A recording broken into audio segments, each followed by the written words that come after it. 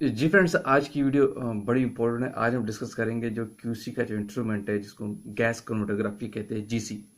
उसके इंटरव्यू के हवाले से जो क्वेश्चन आंसर उसको डिस्कस करेंगे। वैसे तो जो इंटरव्यू लेने वाला है कुछ भी पूछ सकता है, उसके माइंडसेट में कुछ भी आपको अंदाजा नहीं है, लेकिन जनरली जो क्वेश्चन पूछे जाते हैं उस टेक्निक से रिलेटेड वो डिस्कस करेंगे। उसी को हम अपनी वीडियो में लेके आते हैं।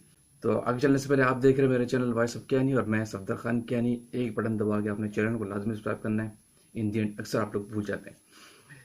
अच्छा फ्रेंड, सबसे पहले ये पूछा जाता है कि व्हाट इज जीसी। जीसी है क्या? जीसी बेसिकली जो इसका आंसर ये है कि गैस क्रोमेटोग्राफिक टेक्निक से जिसमें एक सेपरेशन का फेनोमेना हो रहा है, पार्टिशनिंग अकर होती है। ऑन द बेसिस ऑफ हम कंपाउंड को आइडेंटिफाई करते हैं एक मिक्सचर के अंदर, इन सेंस ऑफ ऐसे, इन सेंस ऑफ आइडेंटिफिकेशन। एक कंपाउंड को आप एनालाइज कर रहे होते हैं सेपरेशन की बेस पे गैस क्रोमेटोग्राफी थ्रू। कैरियर इसमें आपका गैस होता है। It's very simple, it's GC. अच्छा, दूसरा एक बड़ा इंपॉर्टेंट सवाल ये है कि कौन से चैप्टर में गैस क्रोमेटोग्राफी के हवाले से डिफाइन है यूएसपी के अंदर। तो इसके अंदर जो यूएसपी का चैप्टर 621 है उसमें डिफाइन किया गया है गैस क्रोमेटोग्राफी बेसिकली क्या है और किस तरह इसको कैलकुलेट करते हैं, किस तरह इसको परफॉर्म करते हैं। क्लियर? अच्छा, एक और बड़ी इंपॉर्टेंट चीज़ कि टाइप ऑफ गैस क्रोमेटोग्राफी कौन कौन से होते हैं, यानी गैस क्रोमेटोग्राफी कितने टाइप्स की नॉर्मली हम लेबोरेटरी में यूज़ करते हैं। तो इसके लिए दो टाइप्स के आप यूज़ करते हैं। इसको हम कहते हैं जीएलसी यानी गैस लिक्विड क्रोमेटोग्राफी, ठीक है, और दूसरा होता है जीएससी गैस सॉलिड क्रोमेटोग्राफी। ये दो टाइप्स की क्रोमेटोग्राफी आप लेबोरेटरी में नॉर्मली यूज़ करते हैं। अच्छा, एक बड़ा इंपॉर्टेंट सवाल और कि what is the principle of gas chromatography. Very simple है, वही क्राइटेरिया। इसमें सेपरेशन होती है on the basis of compounds evolution की बेस पे और डिफरेंट पोलैरिटी की बेस पे, और क्या कहते हैं गैस और मॉलिक्यूल्स जो आपका होता है बर्न होके आप आयनाइज फॉर्म में लेके आते हैं। नॉर्मली जो ऑर्गेनिक कंपाउंड्स होते हैं उनकी आइडेंटिफिकेशन टेस्ट करते हैं, ऐसे टेस्ट परफॉर्म करते हैं through separation, through partition in an oven, in an column compartment. तो ये एक नॉर्मली इसका प्रिंसिपल कहलाता है। इसकी बेस पे आप गैस क्रोमेटोग्राफी को ऑपरेट कर रहे होते हैं। अच्छा, एक और बड़ी इंपॉर्टेंट क्वेश्चन नंबर 5 आपसे पूछा जाएगा, what are the components gas chromatography. Gas chromatography में कौन कौन से कंपोनेंट्स होते हैं, जैसे कि आप एचपीएलसी के अंदर होते हो तो इसमें कंपोनेंट्स कौन से नॉर्मली इसमें गैस चैम्बर होता है आपका, ठीक है। पहला कंपोनेंट है गैस चैम्बर। नंबर 2 है तो इंजेक्टर पोर्ट, इंजेक्शन जहां से आप देते हो उस इंजेक्शन पोर्ट कहलाता है। तीसरा कंपोनेंट है कॉलम कंपार्टमेंट, जहाँ पे आपका कॉलम पैक्ड होता है, कॉलम लगा होता है, कॉलम कंपार्टमेंट होता है। नंबर 4 पे आपके पास आता है डिटेक्टर, इसके अंदर डिटेक्टर यूज होता है डेफिनेटली। और फिर नंबर 5 पे आपके पास आता है रिकॉर्डर, जो सॉफ्टवेयर के थ्रू जहाँ पे आप डेटा एनालाइज करके रिकॉर्ड कर रहे होते हैं। क्लियर? ये इसके 5 कंपोनेंट है गैस क्रोमेटोग्राफी के। नंबर 6 बड़ा important, difference between gas chromatography and HPLC. ये लाजमी पूछा जाता है अक्सर लोगों से। तो गैस क्रोमेटोग्राफी और एचपीएलसी जो दोनों सेपरेशन टेक्निक्स है, दोनों सेम टेक्निक्स है। Difference on the basis of just carrier gas है, मोबाइल फेज है। एचपीएलसी के अंदर कैरियर होता है आपका लिक्विड होता है, और गैस क्रोमेटोग्राफी के अंदर आपका कैरियर गैस होता है। ये वेरी सिंपल डिफरेंस है, ठीक है। एक और चीज बड़ी नंबर 7 पे अक्सर आपसे पूछी जाती है, what is the column temperature used for gas chromatography. यानी गैस क्रोमेटोग्राफी में हम जो कॉलम का टेम्परेचर यूज करते हैं मैक्सिमम क्या होता है, नॉर्मली क्या होता है। तो नॉर्मली जो गैस क्रोमेटोग्राफी के अंदर आप काम करते हैं, जो टेम्परेचर यूज करते हैं वो 350 से लेकर 360 डिग्री सेंटीग्रेड पे आप काम करते हैं, और मैक्सिमम जो इसका पॉइंट होता है 400 डिग्री सेंटीग्रेड तक जाता है, ठीक है। तो गैस क्रोमेटोग्राफी में एनालिसिस होती है हाई टेम्परेचर पर, ठीक है, यह चीज आ सकी। अच्छा, एक और चीज, types of column used in gas chromatography. कितने टाइप्स के कॉलम हम गैस क्रोमेटोग्राफी में यूज करते हैं, क्वेश्चन नंबर 8। तो इसका आंसर है दो टाइप्स के कॉलम आप गैस क्रोमेटोग्राफी में यूज करते हैं। नंबर 1 होता है कैपिलरी कॉलम और नंबर 2 होता है पैक्ड कॉलम, ठीक है। ये दो टाइप से कॉलम गैस क्रोमेटोग्राफी में यूज होते हैं।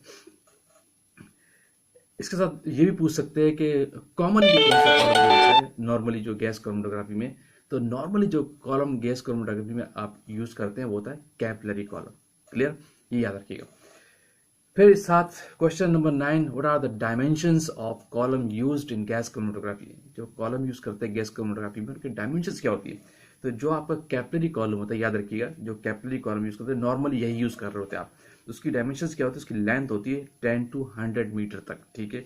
और उसका इंटरनल डाया होता है 0.1 से लेकर 1 mm तक, ठीक है। उस कॉलम का इंटरनल डाया होता है 0.1 से लेकर 1 mm तक होता है। और जो पैक्ड कॉलम यूज करते हैं ये रेयरली यूज होता है, कम यूज होता है, ज्यादातर कैपिलरी कॉलम यूज होता है। जो पैक्ड कॉलम है उसकी लेंथ होती है 1 to 10 मीटर तक, ठीक है। और उसका इंटरनल डाया होता है 2 to 4 mm तक, ठीक है। ये दोनों कॉलम की डायमेंशन, ये दो कॉलम यूज है, उनकी डायमेंशन इस तरह की होती है। फिर बड़ा इंपॉर्टेंट सवाल, question number 10, types of gas used, which types of gas, किस तरह की गैस हम जीसी गैस क्रोमेटोग्राफी में यूज करते हैं। तो इसका आंसर वेरी सिंपल है और वो इनर्ट गैस होती है, जो रिएक्ट नहीं करती ज्यादा। जो आप कैरियर गैस यूज करते हैं वो होती है इनर्ट गैस, ठीक है। इससे related question number 11, which gas used in gas chromatography as a mobile phase. Mobile phase के तौर पर आप कौन कौन सी गैस यूज करते हैं गैस क्रोमेटोग्राफी के अंदर। तो नॉर्मली गैस क्रोमेटोग्राफी में आप हीलियम गैस यूज करते हैं, नंबर 2 नाइट्रोजन गैस भी यूज करते हैं, और नंबर 3 आप हाइड्रोजन गैस भी यूज करते हैं। तो मेरी जो प्रैक्टिस रही थी, जिस इंडस्ट्री में यूज करता रहा, डायनी का जीसी था, उस पर हम हाइड्रोजन गैस यूज करते थे। हमने बाकायदा हाइड्रोजन जनरेटर लगाया था, वहीं से जनरेट करके वहीं से यूज करते थे। क्योंकि हीलियम के गैस का सिलेंडर, नाइट्रोजन गैस के सिलेंडर, फिर उनकी प्योरिटी एक्यूरेसी को थ्रू सप्लायर मेंटेन करना काफी डिफिकल्ट होता है। तो इसीलिए हम अपनी हाइड्रोजन गैस यूज करते थे, वो जनरेटर लगा के यूज किया हुआ था, हमने कंपनी से परचेस किया था, जो मेरी प्रैक्टिस है। अच्छा, साथ में ये बातें भी हो जाती है। अच्छा, एक और बड़ा important question number 12, which is the stationary phase in gas chromatography. जो गैस क्रोमेटोग्राफी में आप कॉलम यूज करते हैं उसके अंदर स्टेशनरी फेज क्या होता है, जैसे कि एचपीएससी का होता है। तो इसके अंदर जो पैकिंग मटेरियल होता है कॉलम के अंदर, जो आपका कैपिलरी कॉलम है, उसमें सिलिकॉन और वैक्स होती है।